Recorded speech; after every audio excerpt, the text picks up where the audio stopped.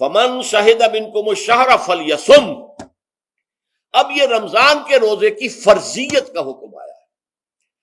رمضان کا مہینہ وہ ہے جس میں قرآن نازل کیا گیا، اس کے بارے میں جیسا کہ میں نے عرض کیا پھر بعد میں عرض کروں گا، لیکن جو شخص بھی تم میں سے موجود ہو اس مہینے میں، اپنے گھر میں موجود ہے، اپنے شہر میں موجود ہے، سفر پر نہیں ہے، یا یہ ہے کہ جو شخص بھی اس مہینے کو پائے، اس کی زندگی میں یہ مہینہ آ جائے،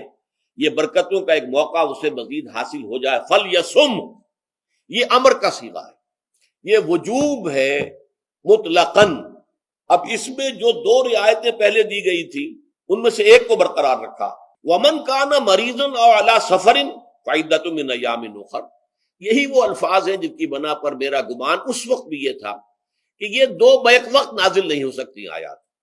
یہ جو تکرار ہے بے معنی تکرار ہو جائے گی پھر اگر ایک ہی وقت میں نازل ہو رہی ہو، اور قرآن مجید کی فصاحت اور بلاغت سے یہ چیز بعید ہے کہ وہاں پر اس طرح کی تکرار بلا سبب ہو رہی ہو۔ قرآن میں اور بہت سی آیات ہیں جن میں کہ آپ کو معلوم ہے کہ پورا رکوع ہے سورہ مزمل کا، جس میں قیام اللیل کا حکم ہے، پھر اسی کے آخر میں وہ آیت شامل کر دی گئی ہے جو کم سے کم 1 سال بعد نازل ہوئی ہے، جس میں کہ رات کے قیام کا وجوب ختم کر دیا گیا، اور صرف یہ کہ جتنا بھی تم سے ممکن ہو سکا کرو، ضروری نہیں ہے کہ تہائی شب ہو، آدھی ہو، 2/3 ہو، جتنا بھی ممکن ہو قرآن پڑھا کرو رات کو، گویا کہ وہ فرضیت جو تھی قیام اللیل کی وہ ختم ہو گئی۔ اس حوالے سے وہ جو ناسخ ہے، منسوخ کرنے والی آیت بھی اس کے ساتھ ہی رکھ دی گئی تاکہ وہ جو اصل حکم تھا وہ بھی برقرار سامنے رہے، اور جس نے آ کر اسے منسوخ کیا وہ بھی برقرار رہے اور سامنے رہے۔ اسی طرح یہاں پر بھی یہ حکم آیا، کتنے عرصے کے بعد آیا یہ مجھے معلوم نہیں، لیکن یہ کچھ عرصے کے بعد آیا ہے کہ رمضان کا مہینہ وہ ہے کہ جس میں قرآن نازل کیا گیا ہے۔ اب جو شخص بھی اس مہینے کو پائے اس پر لازم ہے کہ اس کے روزے رکھے۔ ہاں، من کان مریضا او علی سفر، جو شخص ہو مریض، بیمار ہو یا سفر پر ہو، فعدۃ من ایام اخر، تو وہ تعداد پوری کر لے دوسرے دنوں میں۔ یرید اللہ بکم اليسر ولا یرید بکم العسر، اللہ تمہارے ساتھ آسانی چاہتا ہے، سختی نہیں چاہتا۔ یہ اصل میں کیوں کہا ہے اس کی وجہ سمجھ لیجئے، آج بھی آپ کو اپنے ہاں ایسے لوگ مل جائیں گے جن کا تقویٰ کا تصور اتنا غلط ہو گیا ہے کہ 104 درجے کا بخار ہے، روزہ چھوڑنے کو تیار نہیں۔ بھلے آدمیوں، اللہ نے تمہیں ایک رخصت دی ہوئی ہے تو خام خواہ اپنے اوپر یہ شدت کیوں لے رہے؟ لیکن لیتے ہیں، روزہ چھوڑنے کو تیار، روزہ قضا نہیں کروں گا، سفر پر جا رہے ہیں اور روزہ قضا کرنے کو تیار نہیں۔ ایک موقع پر ایک غزوے کے دوران ایسا ہوا کہ کچھ لوگوں نے روزہ رکھا ہوا تھا، لیکن وہ اتنے یوں سمجھیے مزمحل ہو گئے کہ جب پڑاؤ پر پہنچے تو جن کا روزہ نہیں تھا انہوں نے تو بڑی چاق و چوبند طریقے سے خیمے نصب کیے، سارا بندوبست کیا، اور یہ جا کر بے سدھ ہو کر بے ہوش ہو کر گر پڑے۔ تو حضور نے فرمایا ان کو دیکھ کر، لیس من البر الصیام فی السفر، سفر میں روزہ رکھنا یہ کوئی نیکی کا کام نہیں ہے، یہ نیکی کا غلط تصور ہے کہ جو تم نے اپنے اختیار کر لیا، یہ تمہارے اندر تشدد پسندی پیدا ہو رہی ہے۔ دین کے احکام میں جو مقصد ہے وہ کیا ہے؟ یرید اللہ بکم اليسر ولا یرید بکم العسر۔ اسی پر عمل کرتے ہوئے حضور نے فرمایا ہے کہ جو بھی علماء دین ہیں یا جو رہنمایان دین ہیں ان کا کام کیا ہے؟ آپ نے فرمایا یسروا ولا تعسروا، دیکھو آسانیاں پیدا کرو، سختیاں پیدا نہ کرو۔ دین میں سختیاں پیدا کرنا بھی وہ اسر اور اغلال بن جاتا ہے کہ جس کو رفع کرنے کے لیے اور جس سے لوگوں کو، یہودیوں کو اور تمام اہل کتاب کو نجات دینے کے لیے اللہ تعالیٰ نے اپنے رسول محمد صلی اللہ علیہ وسلم کو بھیجا۔ وَيَضَعُ عَنْهُمْ إِصْرَهُمْ وَالْأَغْلَالَ الَّتِي كَانَتْ عَلَيْهِمْ، کہ جہاں وہ نیکی کا حکم دیتے ہیں، بدی سے روکتے ہیں، پاکیزہ چیزوں کو حلال ٹھہراتے ہیں اور خبیث چیزوں کو، ناپاک چیزوں کو حرام قرار دیتے ہیں،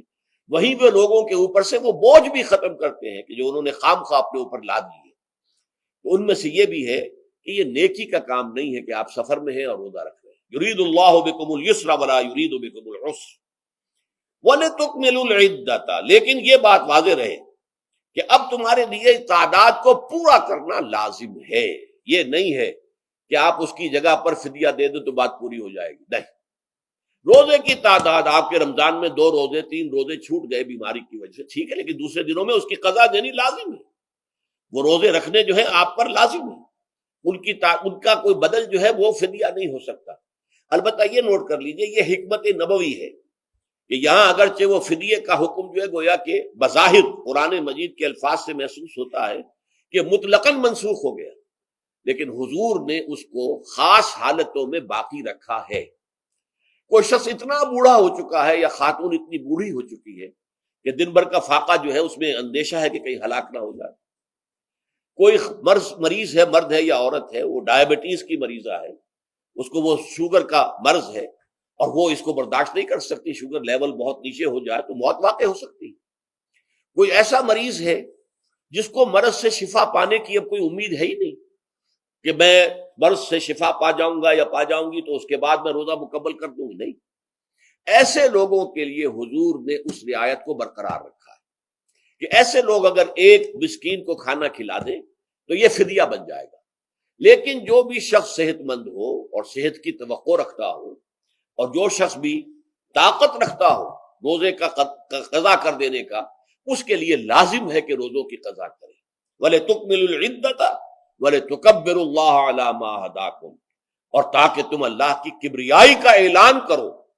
اس چیز پر کہ جو اس نے تمہیں ہدایت عطا فرمائی۔ اب اس کا ایک تو ظاہر ہے کہ جب روزے ختم ہوتے ہیں عید الفطر میں، تکبیر اضافی تکبیرات کے ساتھ 2 رکعتیں ہیں جو ہم ادا کرتے ہیں۔ احناف کے نزدیک 6 اضافی تکبیرات ہیں اور اہل حدیث کے نزدیک 12 ہیں، لیکن تکبیرات ہیں اضافی۔ اور یہ کہ جاتے ہوئے اور آتے ہوئے عید کے لیے آپ جا رہے ہیں تو تکبیرات پڑھتے ہوئے جائیے، واپس آ رہے ہیں تکبیر پڑھتے ہوئے آئیے، اور یہ بھی کہ جاتے ہوئے راستہ کوئی اور، آتے ہوئے راستہ کوئی اور اختیار کیجئے تاکہ پورا شہر، پوری بستی جو ہے تکبیر کی آواز سے گونج جائے۔ یہ ظاہر ہے۔ باطن اس کا کیا ہوگا؟ اللہ کی کبریائی کا اعلان کرو، اللہ کی کبریائی کو نافذ کرنے کی کوشش کرو۔ جب اللہ نے تمہیں ہدایت دے دی ہے، تمہیں اپنے دین حق سے نواز دیا ہے، تمہارا فرض ہے کہ اس کو قائم کرو، اس کے لیے جد و جہد کرو، اس کے لیے تن من دھن لگاؤ، اس کے لیے جان اور مال سے جہاد کرو۔ وَلِتُكَبِّرُوا اللَّهَ عَلَى مَا هَدَاكُمْ